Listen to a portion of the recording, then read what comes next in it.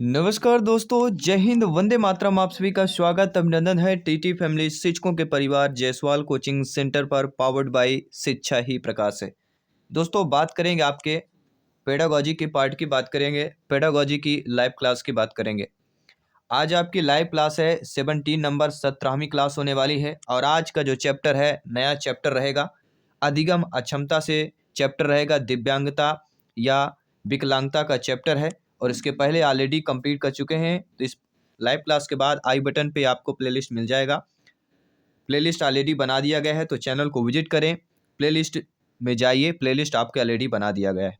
Playlist में आपको part wise सारी वीडियोज आपके क्रम वाइज मिल जाएंगी। तो चलिए सभी लोग, लाइव क्लास में आप सभी का वेलकम, अभिनंदन है। आज का चैप्टर बहुत इंपॉर्टेंट चैप्टर है, अधिगम अक्षमता का चैप्टर है, विकलांगता दिव्यांगता का चैप्टर है, जो कि महत्वपूर्ण चैप्टर है। तो सभी लोग तैयार हो जाइए, कमर कस लिए, लाइव चैट में आ जाइए, ऑप्शन में प्रत्येक प्रश्न का फीडबैक कीजिए। पहला प्रश्न आप लोगों की स्क्रीन पर है। दोस्तों, विकलांग बालकों में किस प्रकार की कमी के कारण अधिगम में कठिनाई होती है? शारीरिक कमी के कारण, संवेगात्मक कमी के कारण, मानसिक कमी के कारण, या ये सभी हो जाएगा? तो विकलांग बालकों में किस प्रकार की कमी के कारण अधिगम में कठिनाई होती है, सभी बताइए। दोस्तों, विकलांग बालकों में शारीरिक कमी, संवेगात्मक कमी, मानसिक कमी, इन तीनों कमियों के कारण अधिगम में कठिनाई होती है, अर्थात ये सभी ऑप्शन, फोर्थ ऑप्शन यहाँ पे सही हो जाएगा। नो डाउट, आई होप आप समझ गए होंगे। आइए बात करते हैं आपके अगले प्रश्न की। अगला प्रश्न बहुत ही इंटरेस्टेड प्रश्न दिया गया है कि दृष्टिहीन बालकों के व्यवहार में दिखाई देने वाली कौन से लक्षण है?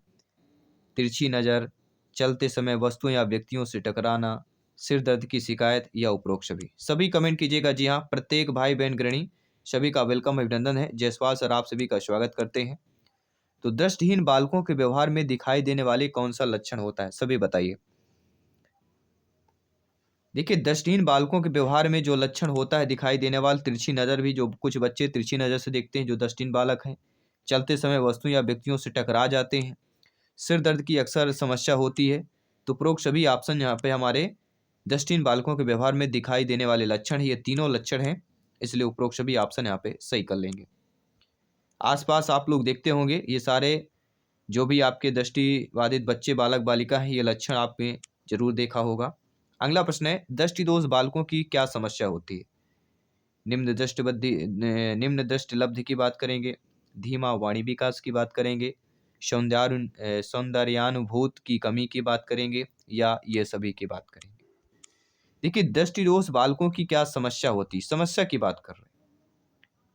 तो दृष्टि दोष बालकों की जो समस्या हमारी कहलाती है, इनमें निम्न दृष्टि लब्धि होती है, धीमी वाणी विकास होता है, सौंदर्यानुभूत की कमी होती है। तो ये सभी ऑप्शन हमारा सही हो जाएगा, डी ऑप्शन यहाँ पे सही हो जाएगा। इसके साथ आपका अगला प्रश्न है कि अंधापन कितने प्रकार का होता है? जन्म के आधार पर, अनेकानेक बीमारियों के आधार पर, दुर्घटनाओं के आधार पर, या उपरोक्त सभी की बात करेंगे? सभी कमेंट कीजिएगा। जी हम मेरे प्यारे प्यारे भाइयों की, प्यारी प्यारी बहनें गृहिणी जिनका सपना है एग्जाम को फतेह करना, सभी कमेंट कीजिएगा। जायसवाल सर आप सभी का अभिनंदन, स्वागत कर रहे हैं। दोस्तों, अंधापन कितने प्रकार का होता है? अंधापन जन्म के आधार पर भी होता है, अनेकानेक बीमारियों के आधार पर भी हो जाता है, और कुछ दुर्घटना के आधार पर भी हो जाता है। तो तीनों प्रकार के, तीनों आधार पर अंधापन हमारे प्रकार होते हैं, सारे रीजन हैं। तो उपरोक्त सभी ऑप्शन सही हो जाएगा। इसके बाद है आपका अगला प्रश्न। अगला प्रश्न क्या दिया गया है, आइए आपका फीडबैक जानते हैं और आपका स्कोर भी जानेंगे। अंत में आप लोग फीडबैक करेंगे। दृष्टि दोष से युक्त बच्चों को आकृतियों का ज्ञान देना चाहिए, मौखिक व्याख्यान द्वारा, त्रिआयामी आकृतियों के स्पर्श द्वारा, क्षेत्र भ्रमण द्वारा, या उपरोक्त में से कोई नहीं? दृष्टि दोष से युक्त बच्चों की आकृतियों का ज्ञान देना चाहिए, किस प्रकार देना चाहिए? तो हम बात करेंगे त्रिआयामी आकृतियों के स्पर्श की बात करेंगे। जो दृष्टि दोष से युक्त बच्चे होते हैं उनको आकृतियों का ज्ञान होना चाहिए, त्रिआयामी आकृतियों के स्पर्श द्वारा ज्ञान होना चाहिए। According to question B option सही हो जाएगा। इसके बाद है आपका अगला प्रश्न, बहुत ही इंटरेस्टेड प्रश्न है, ध्यान दीजिएगा। निम्नलिखित में से कौन सा संकेत बच्चों में दृष्टिबाधित की समस्या सूचित नहीं करता है? दिशा निर्देश के अनुसरण की समस्या, उदासी की बात करेंगे, ठोकर लगने के भय की बात करेंगे, दूरी मापने में असमर्थता की बात करेंगे। तो निम्नलिखित में से कौन सा संकेत जो है बच्चों में दृष्टिबाधित की समस्या सूचित नहीं करता है? यानी हमें यह जानना जरूरी है बच्चों में दृष्टिबाधित की समस्या सूचित करता है। उदासी हो गया, ठोकर लगने का भय, दूरी मापने में असमर्थता। लेकिन दिशा निर्देश के अनुसरण की जो समस्या होती है, यह संकेत बच्चों में दृष्टिबाधित की समस्या सूचित नहीं करती है। दिशा निर्देश के अनुसरण की समस्या, अकॉर्डिंग टू क्वेश्चन पहला ऑप्शन सही हो जाएगा। इसके बाद है आपका अगला प्रश्न है, आपकी स्क्रीन पर है, और अगला प्रश्न है कि श्रवण हास से ग्रसित बच्चे कक्षा में किस सबसे मुख्य नैराश्य या कुंठ का सामना करते हैं? दूसरों के साथ संप्रेषण करने तथा सूचनाओं को बांटने में अक्षमता की बात करेंगे, दूसरे विद्यार्थियों के साथ परीक्षा देने में अक्षमता की बात करेंगे, प्रस्तावित पाठ्य पुस्तक को पढ़ने की अक्षमता की बात करेंगे, खेल कूद में भागीदारिता निभाने के अक्षमता की बात करेंगे।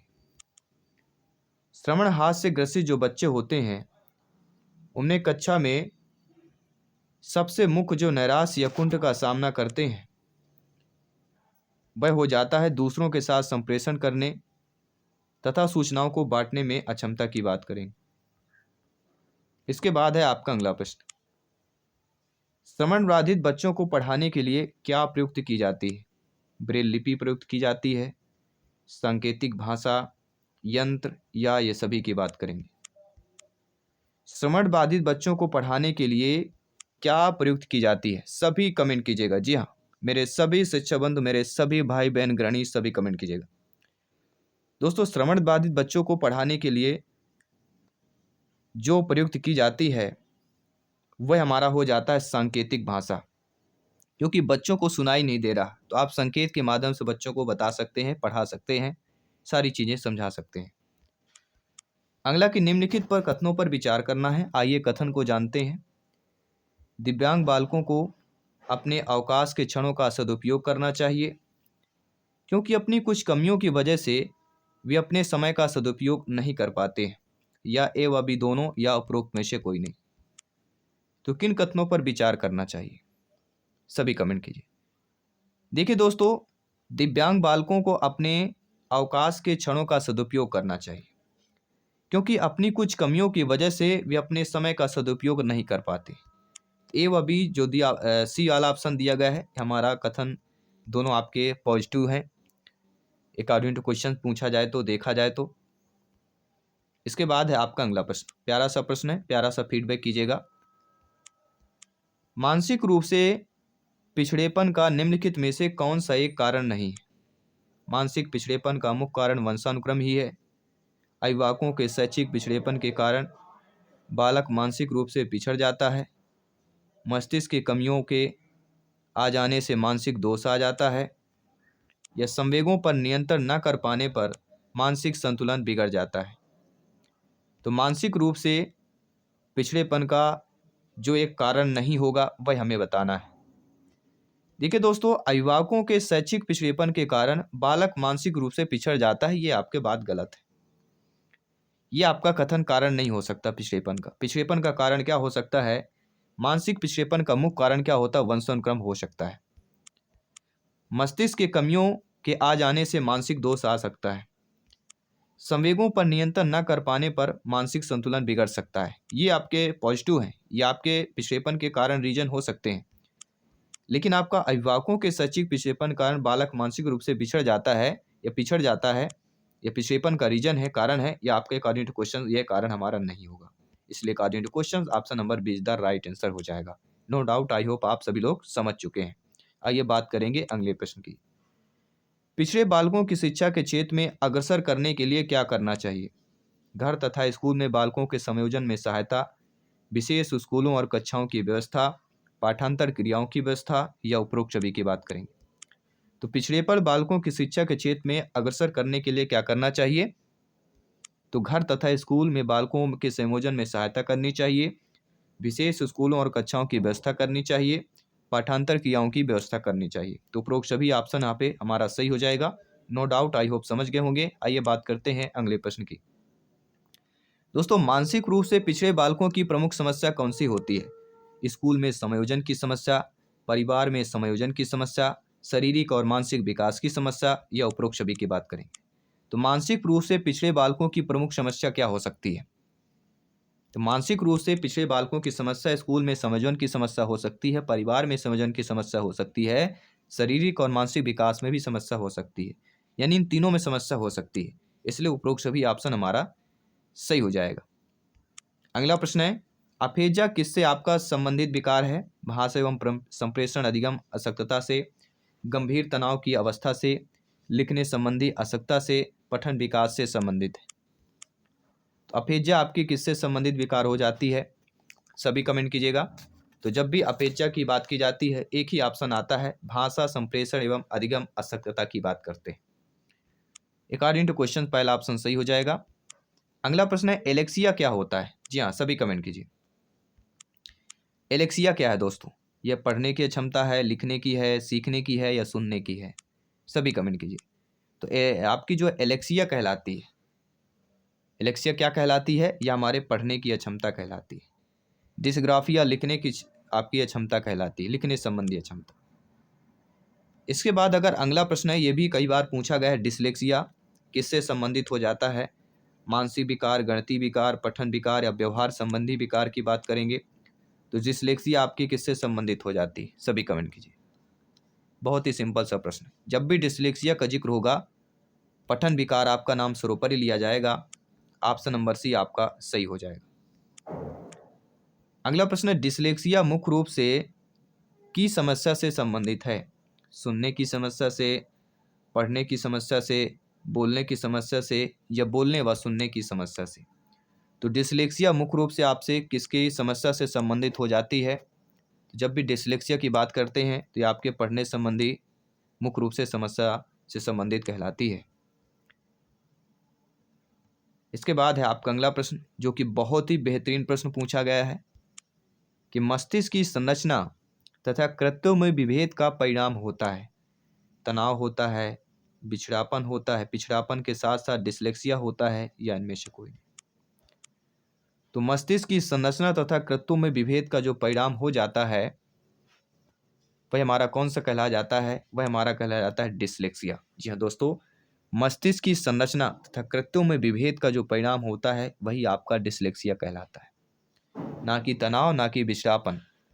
इसके बाद बात करेंगे अगले प्रश्न की, जो कई बार पूछा गया है। मुझे लगता है लगभग जितने भी टीटी ऑल इंडिया में टीटी लेवल में जितने भी पेपर होते हैं, एमपी टेट की नहीं बात कर रहे हैं, C TET, UP TET, REET, सभी में यह प्रश्न पूछा गया और सभी लेवल में प्रश्न पूछा गया है कि एक बच्चा जो ग्रस्त है वह सा और वाज, न्यूक्लियर और लेमोरियो में अंतर नहीं कर पाता है।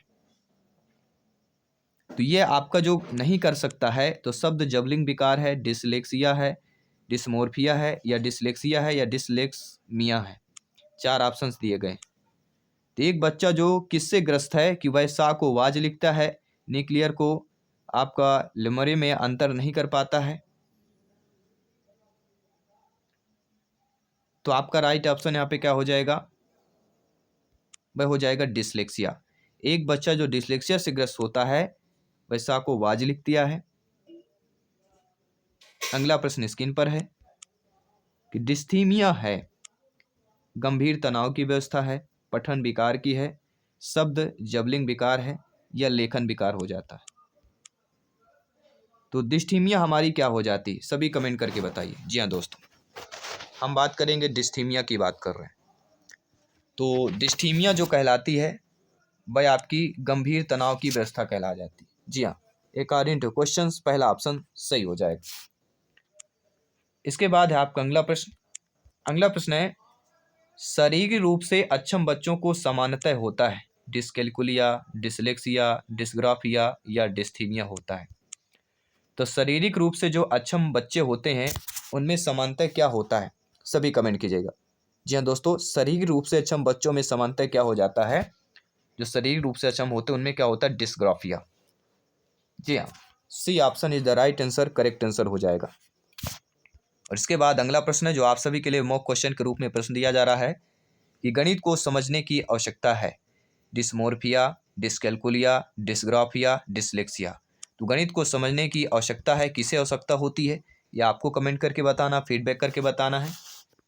और आज का चैप्टर आई होप आप सभी लोग समझ गए होंगे, बहुत ही बेहतरीन चैप्टर है, आने वाली क्लासेज भी बेहतरीन है। तो टॉप 20 में से आपने कितना स्कोर प्राप्त किया, सभी कमेंट कीजिएगा। डेली हमारी लाइव क्लास होती है।